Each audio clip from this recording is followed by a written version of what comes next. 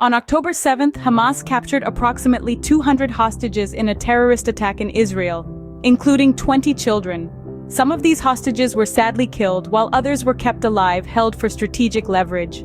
Hamas released videos showing medical care and demanded a prisoner exchange, a move Israel denounced as propaganda.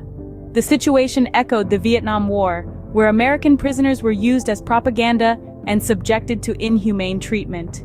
Fast forward to November 24th, and we see the first significant development.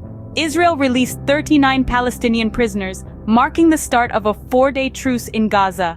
In response, Hamas released 24 hostages, including 13 Israelis, 10 Thai nationals, and 1 Filipino citizen. The captives were transported from Gaza to the Rafah border crossing with Egypt by the International Committee of the Red Cross. Then, on November 27th, Israel released 30 Palestinian prisoners.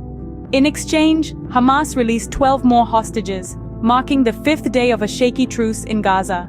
This agreement opened the possibility of extending the truce for the release of more captives. Now, let's delve into the key points about these hostages and their treatment by Hamas.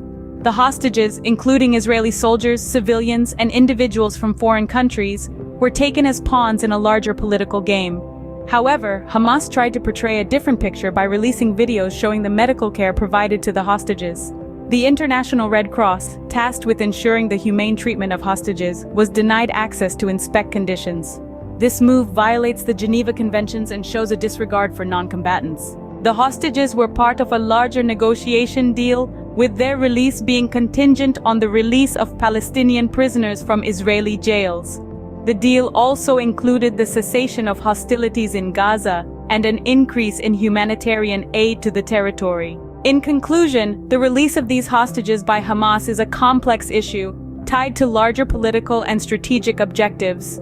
While the focus is on the hostages and their treatment, the underlying issues of political negotiation, prisoner exchange, and adherence to international law remain at the forefront. Despite the release of some hostages, the situation remains tense, with the potential for further developments in the coming days.